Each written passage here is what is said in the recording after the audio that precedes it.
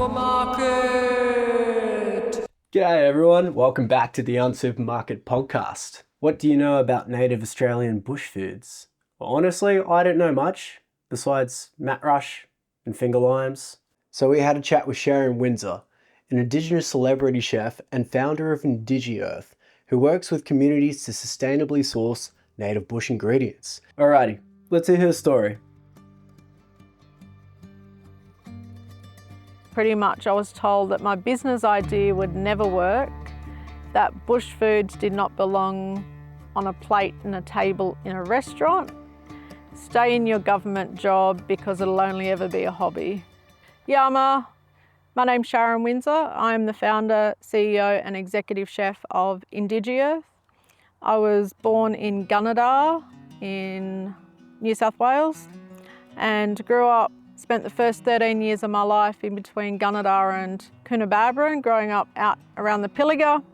We spent a lot of our childhood collecting bush fruits, and my favourite fruit was the five corners. We'd have to go out before the emus come out, and otherwise they'd attack you and chase you away, and everything was always made fun. So I ended up in Sydney much later in life to go to uni, and it was through missing being out in the bush. When I was talking to everyone about native foods and if I was at home, what I'd be eating, what I'd be collecting, what we'd be catching to eat, nobody had any idea what I was talking about. I remember having a consultant come to visit me in Mount Druitt, and I was working at Centrelink, and I reached out to one of the like small business departments or something to get some business support. And so their first point of action was to send out a business consultant to do an interview, pretty much do a feasibility study on my business idea to determine whether my business idea was worth supporting. So this consultant done his feasibility study, and it come back, and pretty much I was told that my business idea would never work, that bush foods did not belong on a plate and a table in a restaurant. Stay in your government job because it'll only ever be a hobby. People thought that the only thing that I could possibly be serving was witchetty grubs, or I was dragging goannas around. Now, I actually have come a full circle, and I have government departments reaching out to me for advice about how did you do that? How did you survive in business when everything was, I guess, set against me? Over the last 14 years in particular, the native food space is now worth tens of millions of dollars a year, and Aboriginal ownership is less than 2%. And in a space that is also women's business, and traditionally women's business, and still is women's business, Aboriginal women own less than 0.5%. Traditionally we have 6 seasons. We don't have 4 seasons. So there's the knowledge of harvesting, growing what's native to country. And our ingredients also connect us to our storylines, to our songlines, to our trading. And so it goes far beyond an ingredient on the plate. And so one of the biggest things that I've been educating people on, and particularly chefs and restaurant industry, because there's always the question comes up about, oh, is there enough ingredients to supply? So how about your menu just feature things in line with our seasons, with our culture, with what's available? And we have over 6,000 edible native species in this country.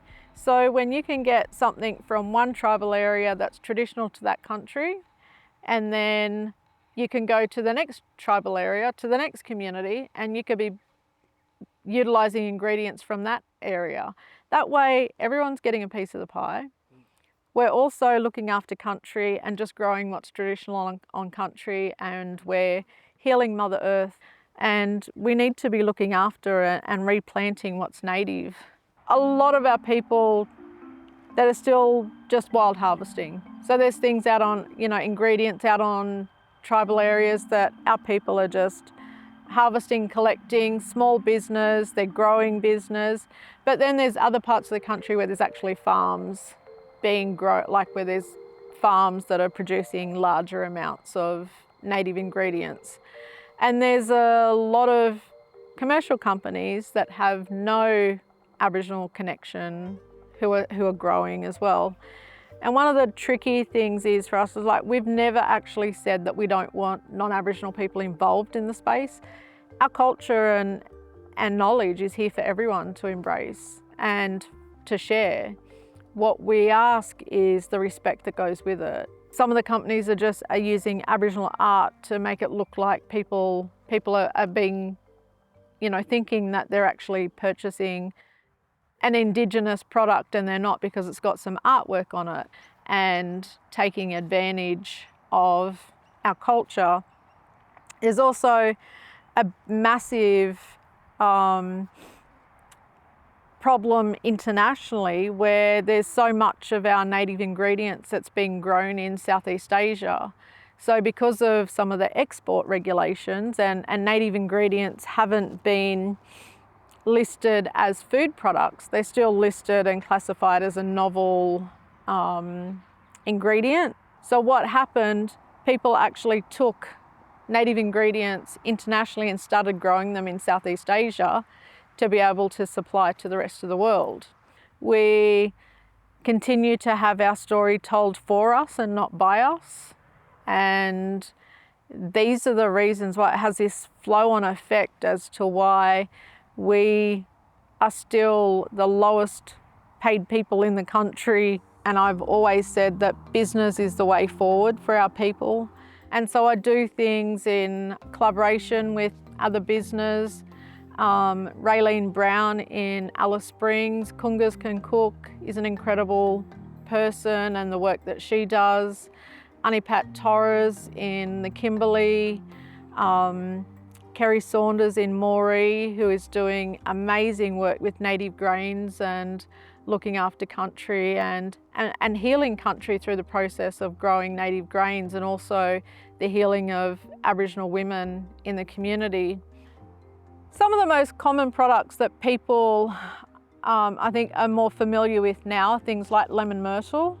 A lot of people would know or heard about lemon myrtle. So anywhere where you might use lemon or lemongrass, you could swap it out for lemon myrtle. Strawberry gum, I think when people hear the word strawberry gum, they think of it as being a fruit. And I get a lot of people asking me or telling me, oh, I don't like strawberries, so we won't have that. And we're like, no, it's actually not a fruit. It's a variety of gum leaf. So it's people get really surprised by that. But strawberry gum is actually one of my most favourite ingredients, and to actually use in desserts. It's amazing with white chocolate, and amazing to make drinks with, some sodas, syrups to go with sauces and all sorts of things. But it's about experimenting and playing around with ingredients, and just as simple as getting your favourite cookbook and substituting out some flavours with native flavours. Native thyme is an incredible ingredient, and very, very easy to use. I love sautéing mushrooms with native thyme, having it on toast with some goat's cheese through it. We process all of the ingredients so that they're ready to use. So we take all that, risk and worry away from people. So wattle seed, for example, whole wattle seed can be used, but only small amounts of it, because the toxins in it can actually make you feel a little bit sick and upset the belly. So they need to be roasted before they're edible. So that's why it's called roasted wattle seed. So Rosella tea has actually been proven to help lower blood cholesterol levels. It helps with blood circulation. It's high in vitamin C, so quite a powerful medicinal product. Aniseed myrtle, So we sell the aniseed myrtle as like a cooking ingredient, but you can also use that in a tea. So I use it in one of our tea blends, but you could just make a straight aniseed myrtle tea with it. And so aniseed myrtle was used to actually cleanse your kidney and your liver function. So it's actually really good for kind of a detox. Yeah, so here at Huntington is where I will do Warrakiri Dining Experience here locally. So Warrakiri in my language means to grow, and in context of what I'm doing, it means to grow in culture and spirit with us. And so it's a 5-course degustation over 4 hours, and where I showcase ingredients from the outback to the ocean and lots of flavours. I come out in between each course and I share knowledge of where those ingredients come from, what they were used for traditionally, medicinally, how I've used them on the plate, and share lots of culture in between the evening. And at the end of the evening, we gather around the fire pit outside. If the sky's clear, we share stories in the stars and finish the night with a cup of our dreaming tea. So it's a quite of a immersion into Australian native foods and people understanding that it's more than just an ingredient on a plate. Warrakiri Dining Experiences being headlined for Vivid this year. So I'm doing 2 of the dining experiences in Sydney as part of Vivid, and we're combining lots of, projections of lights and stories and that through that. And that's at Carriage Works for 2 nights. And last year I also launched the first ever Australian Native Food Festival held at Carriage Works, and brought together Aboriginal business from across the country to have a platform in Sydney and showcase and help build brand awareness for real Aboriginal business in the space, and a place where people can come and connect with Aboriginal business and owners. The Native Food Festival is something very close to my heart, something I've been working on for a long time. It was like a dream, a thought bubble many years ago, and never thought that I'd be able to bring that together, but it's happening. And I'll continue to grow that each year until I want it to become just a regular part of any other festival that happens in Sydney. So I'd love for people to not really think about it as being an Indigenous festival. It's a food festival, but it's run and owned by Indigenous people. So I feel like if people think that it's just an Indigenous festival, it's closed off to everybody else, where I'm opening the doors. I want people to come in. We want people to come in. We want people to learn and share this, walk forward with us. And so the festival is something that I'm extremely passionate about, and being able to continue that for our people. I feel like that's my kind of legacy piece, and something that I don't do to make money from. In fact, last year it cost me money, but I still went ahead and done that because it's for a bigger purpose, and it's about giving back to our old people, to culture. And culture didn't give up on me when I was ready to give up on myself. So a lot of things that I do is far greater than a means of income.